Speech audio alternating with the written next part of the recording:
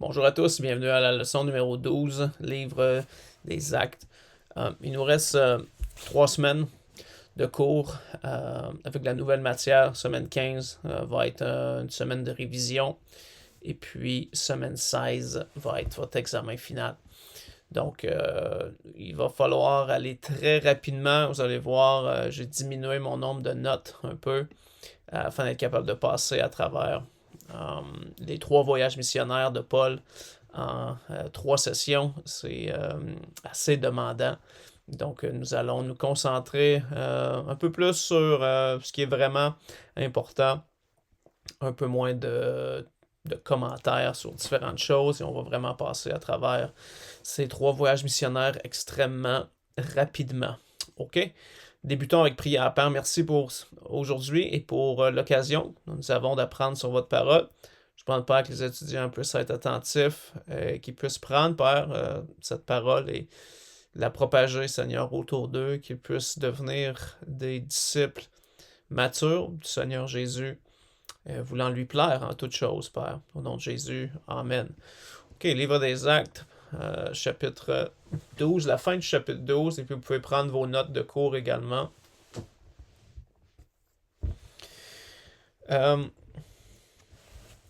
Donc, on a terminé la semaine dernière avec le commentaire éditorialiste de Luc au verset 24 qui dit que, le compte-rendu en réalité de Luc, qui dit « Or, la parole du Seigneur croissait et se répandait. » Donc encore ici, on voit Luc qui insère des petits commentaires sur qu'est-ce qui se passe, quelle est la situation à ce moment-ci dans l'expansion de l'Église. Et son commentaire est que la parole du Seigneur croît et la parole du Seigneur se répand. Donc, qu'est-ce que le Seigneur avait demandé aux disciples de faire est en train de s'accomplir.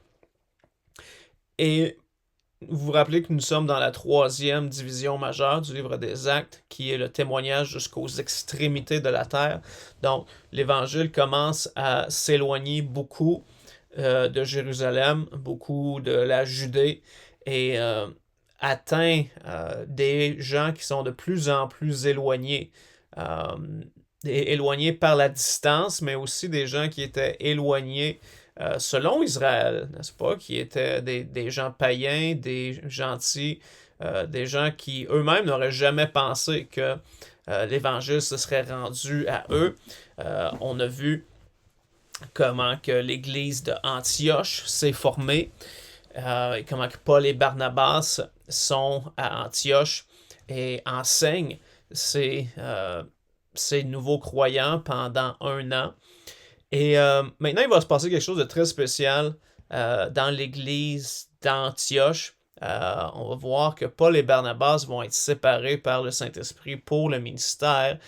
Et Paul et Barnabas vont se joindre avec Jean-Marc pour faire leur premier voyage missionnaire. D'accord? Regardez, chapitre 12, verset 25.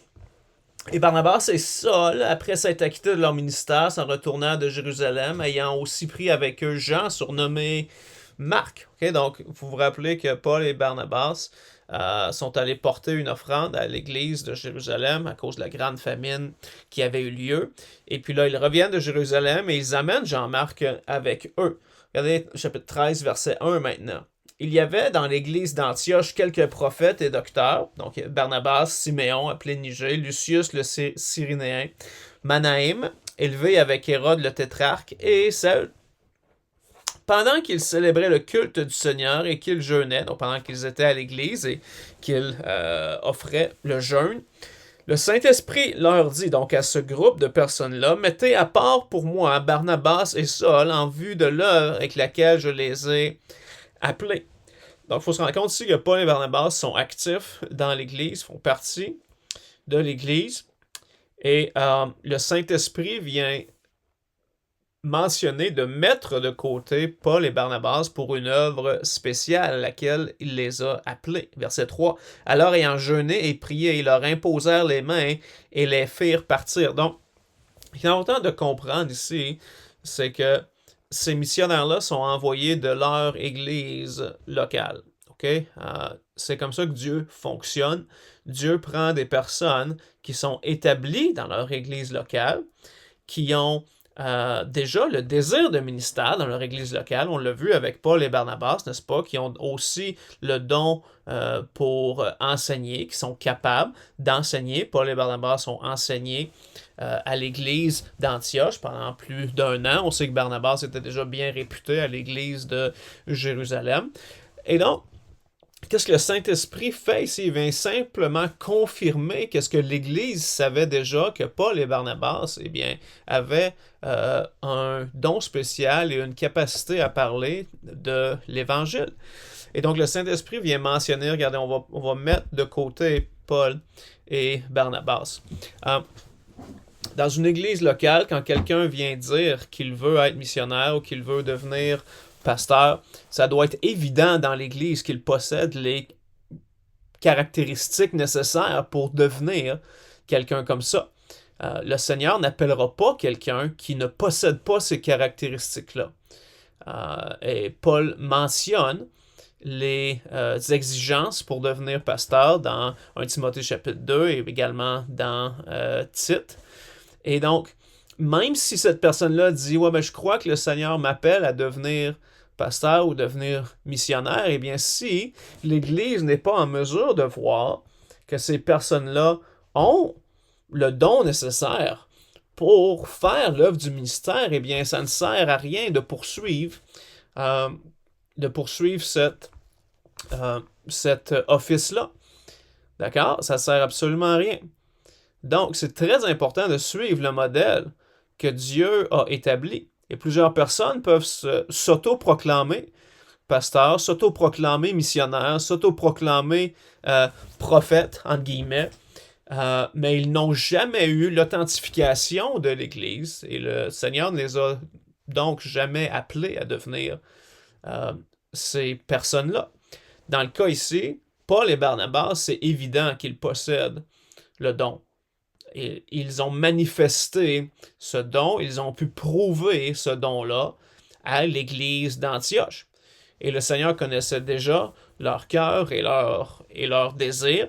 Et donc, il vient simplement confirmer qu'est-ce qu'il savait qui se passait déjà. Et l'Église va au verset 3, n'est-ce pas, jeûner et prier. Et ensuite, ils vont leur imposer les mains. Donc, imposer les mains, c'était une forme d'approbation. Okay? C'était pour approuver que, oui, en effet, Paul et Barnabas étaient capables et avaient le don pour remplir ce ministère. Regardez verset 4 maintenant. Eux donc, envoyés par le Saint-Esprit, descendirent à Séleucie et de là s'embarquèrent pour Cypre. Donc, c'est là qu'on commence le premier voyage missionnaire. Premier voyage missionnaire, chapitre 13 et chapitre 14. Et là, qu'est-ce que Paul, Barnabas et Jean-Marc vont faire? Ils vont faire une tournée des églises, pas des églises, mais ils vont faire une tournée en Asie mineure. Et pendant leur tournée, ils vont commencer beaucoup d'œuvres. Donc, la première œuvre va être à Chypre, okay? Versets 4 à 12 du chapitre 13. Ensuite, de là, ils vont aller à Antioche de Piside ou à Antioche Pisidie. Donc, c'est très important de différencier les différents Antioches dans le Nouveau Testament. L'Antioche dont Paul et Barnabas vont être envoyés, c'est Antioche de Syrie. Et là, ici, ils vont aller implanter une église à Antioche de Piside. Regardez verset 13. Et Paul et ceux qui étaient avec lui s'étaient embarqués à Paphos, vinrent à Perge, en Pamphylie, mais Jean, s'étant séparé d'eux, revint à Jérusalem. Donc, ici, on peut déjà voir que Jean-Marc n'a pas duré dans le voyage missionnaire. Okay? Quelque chose s'est passé dans le voyage, et puis Jean-Marc a décidé de quitter. Et on va voir que ça va créer une certaine séparation entre Paul et Barnabas un petit peu plus tard au sujet du départ de Marc. Okay? Mais donc ici, Marc va être avec eux à Chypre, mais il va rapidement lâcher et il ne sera pas avec eux à Antioche de Pisidie. Regardez verset 14. Pour eux, étant partis de Perge, ils vinrent à Antioche de Pisidie. Et étant entrés dans la synagogue le jour du sabbat, ils s'assirent. Et après la lecture de la loi et des prophètes, les principaux de la synagogue leur envoyèrent dire: Hommes, frères, si vous avez quelques exhortations à faire au peuple, faites-la. Et donc, évidemment, Paul va se lever et va déclarer les choses concernant le Seigneur. Et là, il y a quelque chose qui va se passer à Antioche-Pisidie. Ensuite, ils vont s'en aller à Iconium, chapitre 14. Chapitre 14 vont être à Iconium ou bien Icom. Et regardez verset 1. Ils arrivaient à Iconium, que Paul et Barnabas s'entrèrent ensemble dans la synagogue des Juifs et parlèrent de telle sorte qu'il y eut une très grande multitude de Juifs et de Grecs qui crurent. Okay? Donc, vous voyez ici que la prédication a une grande efficacité dans ces endroits-là. Il y a eu une grande efficacité à Antioche également. Au verset 52 du verset 13, c'est marqué: les disciples étaient remplis de joie et du Saint-Esprit. Donc, on peut voir que l'évangile qui a été amené créait une certaine joie et un certain engouement, n'est-ce pas? Donc, à Chypre, à Antioche de Pisidie, à Iconium et même jusqu'à Lystre, okay? verset 7. Ils annoncèrent l'évangile, ou Lystra, on peut appeler ça Lystra. Il y avait à Lystra un homme important de ses jambes qui était assis. Il était perclus dès le sein de sa mère, il n'avait jamais marché. Il écoutait parler Paul et, ayant arrêté les yeux sur lui et voyant qu'il avait la foi pour être guéri, dit d'une voix forte: Lève-toi, droit sur tes pieds. Aussitôt, il sauta et marcha. Donc, Paul ici, évidemment, capable de performer des miracles, étant lui-même un apôtre de Jésus-Christ. Et donc, encore, évidemment, ici, on parle de l'Église primitive, et donc, tout ce qui est de miracle est encore très prévalent, afin de prouver, n'est-ce pas, que qu'est-ce que Paul et Barnabas amènent, c'est la vérité. Et donc, à mesure que l'Église grandit et croît à travers les années, et à mesure que la parole de Dieu est mis en écrit, eh bien, il a de moins en moins de besoin d'avoir des miracles. D'accord? Et ça, c'est très prouvable avec les Écritures, sans problème. Donc, ils vont à Lystra, ils vont se rendre à Derbe également. Regardez verset 20. Mais les disciples s'étant assemblés autour de lui, se leva et entra dans la ville. Le lendemain, il s'en alla avec Barnabas à Derbe. Et après avoir annoncé l'évangile dans cette ville-là et avoir fait plusieurs disciples, ils retournèrent à Lystra, Iconium et Antioche. Donc, ils vont retourner un peu sur leurs pas. Par la suite, on peut voir qu'à Derbe, ils ont eu un ministère efficace. Plusieurs ont cru au Seigneur, ils sont devenus des disciples. Et qu'est-ce qui est bon ici, c'est que non seulement des petites assemblées, des petits groupes ont été formés dans ces villes-là, mais Paul revient sur ses pas afin de renforcer ces gens-là. Regardez ici verset 21. Ils retournèrent à Lystra, à Iconium et à Antioche. Regardez verset 22. Fortifiant l'esprit des disciples. Okay, donc, c'est important que lorsqu'une personne croit, qu'elle continue à grandir dans les voies du Seigneur, qu'elle continue à grandir avec la parole de Dieu. Le salut, ce n'est que le commencement de notre vie avec le Seigneur. On doit constamment être aiguisé, on doit constamment être exhorté par la parole de Dieu. Et Dieu utilise des pasteurs, des enseignants dans nos vies afin de nous faire grandir. Et Paul ici revient sur ses pas, sachant que ces disciples-là ont besoin d'être enseignés la saine doctrine. Ils ont besoin d'être enseignés correctement les voies du Seigneur. Il revient et continue à faire cette œuvre-là. Regardez verset 22. Fortifiant l'esprit des disciples, les exhortant à persévérer dans la foi, et leur représentant que c'est par beaucoup d'afflictions qu'il nous faut entrer dans le royaume de Dieu. Ils établirent des anciens dans chaque église. Donc, à ce moment-là, il y avait des gens qui étaient qualifiés, qui avaient les qualifications requises pour devenir ancien, encore, qui sont mentionnées dans 1 Timothée chapitre 2 et Tite chapitre 1. Et c'est Dieu qui détermine, n'est-ce pas, ces prérequis-là. Et donc, un ancien, c'est un autre mot pour pasteur, c'est un autre mot pour évêque dans la parole de Dieu.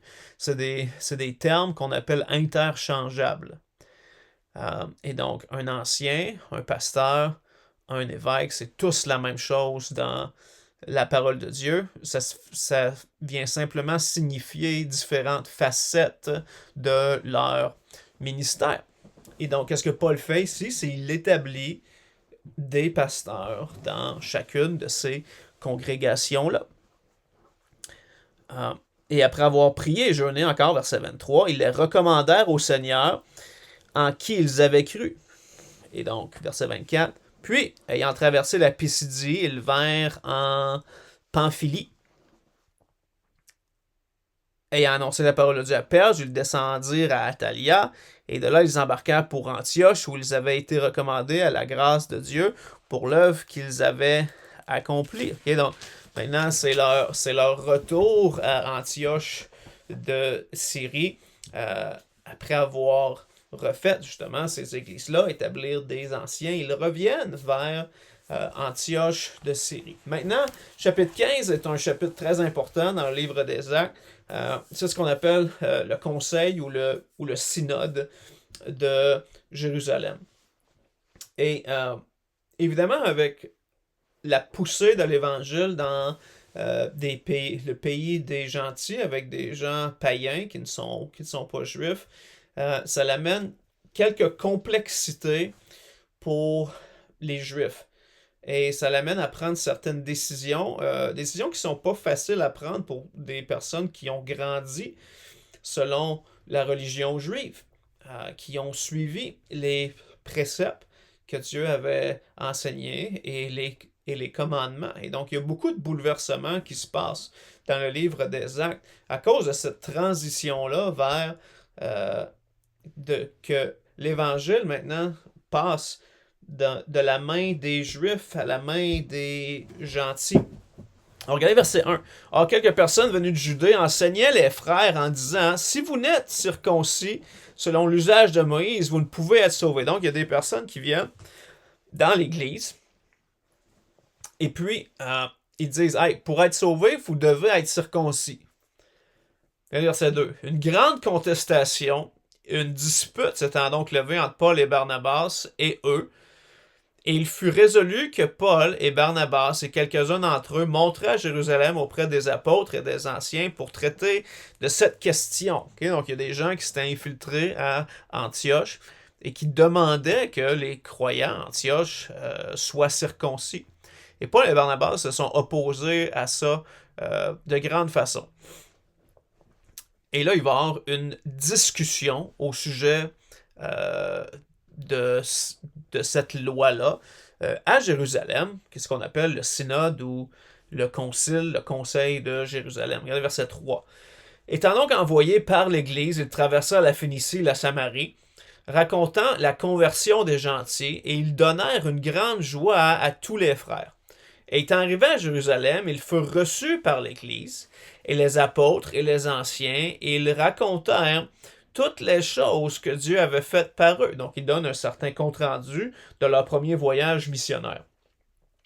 Mais quelques-uns de la secte des pharisiens qui avaient cru, donc c'est des pharisiens qui avaient maintenant cru à l'Évangile, se levèrent en disant qu'il fallait circoncire les gentils et leur ordonner de garder la loi de Moïse. Donc, pour eux, pour ces pharisiens-là, vous voyez d'où est-ce qu'ils viennent. Les pharisiens étaient des personnes qui adhéraient strictement, de un, à la loi de Moïse et de deux, à la tradition des anciens. Okay? Eux étaient très, très, très sévères concernant ces choses-là. Regardez verset 6. Alors les apôtres et les anciens s'assemblèrent pour examiner cette affaire. Donc, je trouve ça bien qu'ici, ils prennent le temps au moins d'examiner la question, pour voir qu'est-ce qui est raisonnable de faire ou non. Et comme il y avait une grande dispute, Pierre se leva Et il leur dit, « Hommes, frères, vous savez qu'il y a longtemps que Dieu m'a choisi d'entre nous afin que les gentils entendissent de ma bouche la parole de l'Évangile et qu'ils crussent. » Donc, Pierre se lève et il dit, « Regardez, vous savez quelle expérience que moi j'ai eue, comment Dieu m'a utilisé pour ramener la parole de Dieu aux gentils. » Et on l'a vu il n'y a pas très longtemps, au chapitre 10, chapitre 11. Regardez verset 8. « Et Dieu qui connaît les cœurs leur a rendu témoignage en leur donnant le Saint-Esprit aussi bien qu'à nous. Et il n'a point fait de différence entre nous et eux, ayant purifié leur cœur par la foi. Maintenant donc, pourquoi tentez-vous Dieu en imposant aux disciples un joug que ni nos pères, ni nous n'avons eu la force de porter? Mais nous croyons que nous serons sauvés par la grâce du Seigneur Jésus-Christ, de même qu'eux. » Et toute l'assemblée se tue. Donc, Pierre ici s'est levé en tant que meneur. Et il a dit, regardez, moi, l'expérience que j'ai eue, et vous savez qu'est-ce que Dieu a fait avec ces personnes-là. Comment est-ce qu'on peut imposer un fardeau et un joug à ces gens-là que même nous et nos pères, on n'a jamais été capables de porter? En voulant dire de se fier à la loi pour le salut. D'accord?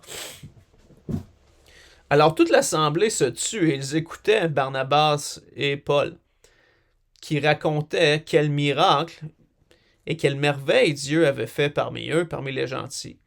Et après qu'ils eurent cessé de parler, Jacques prit la parole et dit, « Hommes, frères, écoutez-moi. Simon a raconté comment Dieu a commencé de choisir parmi les gentils un peuple consacré à son nom. Et avec cela s'accordent les paroles des prophètes, selon qu'il est écrit, « Après cela, je reviendrai, je rebâtirai le tabernacle de David qui est tombé, et je réparerai ses ruines, et je le redresserai, afin que le reste des hommes et toutes les nations sur lesquelles mon nom est invoqué cherchent le Seigneur. Ainsi dit le Seigneur qui a fait toutes ces choses. Toutes les œuvres de Dieu lui sont connues de toute éternité. » Donc ici, Jacques qui commence à mentionner, à énoncer certaines écritures de l'Ancien Testament. « C'est pourquoi j'estime, » donc ici au verset 19, on commence à avoir la décision au sujet, concernant le sujet de la circoncision, d'accord? Du verset 13 jusqu'au verset 29. Regardez verset 19. « C'est pourquoi j'estime qu'il ne faut point s'inquiéter ceux des gentils qui se convertissent à Dieu. Mais leur écrire de s'abstenir des souillures d'idoles, de la fornication, des animaux étouffés et du sang. » Donc, voici qu'est-ce que Jacques est en train de dire ici. Il faut que vous vous rappeliez que dans les églises, maintenant, à ce moment-ci, il y avait un grand mix de juifs et de gentils. Et donc, afin de ne pas offenser ces juifs qui ont cru au Seigneur, déjà là que c'était offensant pour eux que les autres ne soient pas circoncis, qu'est-ce que Jacques vient dire ici, c'est regarder au moins pour garder l'unité et la paix dans l'Église, il faut que ces païens-là qui croient au Seigneur devraient au moins s'abstenir des souillures d'idoles, évidemment de la fornication, et des animaux étouffés et du sang. Okay? Donc, certaines choses qui pourraient mettre une pierre d'achoppement pour ces Juifs-là qui se sont convertis. Car depuis plusieurs siècles, il y a dans chaque ville des gens qui prêchent Moïse dans les synagogues et où l'on le lit tous les jours de sabbat. Alors les apôtres et les anciens, avec toute l'Église, jugèrent à propos d'envoyer à Antioche des hommes choisis parmi eux, avec Paul et Barnabas, savoir Jude, surnommé Barsabas, et Silas, hommes considérés parmi les frères, en écrivant ceci par leur intermédiaire. Les apôtres, les anciens et les frères, à nos frères d'Antioche, de Syrie et de Cilicie, d'entre les gentils. Salut. Donc voici une lettre que l'Église de Jérusalem envoie à leurs confrères à Antioche. Comme nous avons appris que quelques personnes venues chez vous vous ont troublés par leur discours, et branlent vos âmes en disant qu'il faut être circoncis et garder la loi, ce que nous ne leur avons point ordonné. Il nous a paru bon, d'un commun accord, de vous envoyer des hommes choisis avec nos bien-aimés, Barnabas et Paul, hommes qui ont exposé leur vie pour le nom de notre Seigneur Jésus-Christ. Nous vous envoyons donc Jude et Silas, qui vous annonceront de bouche les mêmes choses. Car il parut bon au Saint-Esprit et à nous de ne point vous imposer d'autres charges que les nécessaires. Savoir que vous absteniez de ce qui a été sacrifié aux idoles, du sang, des animaux étouffés, de la fornication. Desquelles choses vous ferez bien de vous garder. Adieu. Okay, donc ça, c'est la lettre qu'ils vont envoyer par les mains de Barnabas, Saul, Jude et Silas. Ayant donc été envoyés, ils vinrent à Antioche, ayant assemblé la multitude, ils remirent la lettre, l'ayant lue, ils se réjouirent de cette exhortation. Okay, donc, bonne chose, un bon règlement, une bonne décision de ne pas imposer à ces gentils-là plus de choses que nécessaire, mais que les gentils utilisent quand même, n'utilisent pas leur liberté en Jésus-Christ pour causer du trouble et pour mettre une pierre d'achoppement à ces Juifs-là qui sont eux aussi dans l'Église. Alors, regardez verset 30. Pas verset 30, désolé. Verset 32. Et Jude et Silas, qui étaient eux-mêmes prophètes, exhortèrent et fortifièrent les frères par plusieurs discours. Et après avoir séjourné là quelque temps, ils furent renvoyés en paix par les frères avec les apôtres. Toutefois, Silas jugea à propos de rester. Donc, lui, Silas, il a décidé de rester. Jude, lui, est reparti. Mais Paul et Barnabas demeurèrent à Antioche, enseignant et annonçant avec plusieurs autres la bonne nouvelle de la parole du Seigneur. Quelques jours après, Paul dit à Barnabas, « Retournons visiter nos frères dans toutes les villes où nous avons annoncé la parole du Seigneur pour voir en quel état ils sont. » Donc, le deuxième voyage missionnaire va commencer. Paul et Barnabas vont repartir et le but est de retourner voir les églises qu'ils ont établies afin de les fortifier et pour voir dans quel état ils sont. Là, regardez verset 37. Et Barnabas voulait prendre avec lui Jean, surnommé Marc. Donc, vous vous rappelez que Jean-Marc avait quitté, après avoir fait leur premier arrêt à Chypre, Jean-Marc les a quittés pour une raison qui est inconnue. Barnabas, on l'appelle l'homme de consolation, il voulait reprendre Jean-Marc, croyait que Jean-Marc était rendu à un point dans sa vie où il pouvait revenir et faire le ministère. Mais regardez la réponse de Paul, verset 38. Mais il ne semblait pas raisonnable à Paul de prendre avec eux celui qui les avait abandonnés en Pamphylie et qui ne les avait pas accompagnés dans l'œuvre. Donc, vous pouvez voir, le côté de Barnabas, c'est le côté de restauration. Pourquoi est-ce qu'on ne restaurerait pas Jean-Marc avec nous? Oui, il a peut-être fait une erreur en abandonnant. On ne sait vraiment pas ce qui s'est passé. Mais Barnabas, lui, juge bon de restaurer Jean-Marc et de l'amener. Paul, lui, son point de vue, c'est non, ce gars-là nous a abandonnés, il s'est désisté, pourquoi est-ce qu'on le reprendrait maintenant? Peut-être qu'il va faire la même chose encore et on va être pris à essayer de gérer cette situation-là. Et donc, on peut voir ici que deux perspectives différentes entrent en conflit. Et regardez verset 39. Il y eut donc une contestation en sorte qu'ils se séparèrent l'un de l'autre. Okay, donc, c'est la fin des voyages missionnaires, Paul et Barnabas ensemble. Et que Barnabas, prenant Marc avec lui, s'embarqua pour l'île de Cypre. Donc, Barnabas va quitter, il va prendre avec lui Jean-Marc et il va aller à l'île de Cypre. Et Paul, lui, eh bien, il va choisir Silas qui était resté à Antioche et il va partir après avoir été recommandé à la grâce de Dieu par les frères.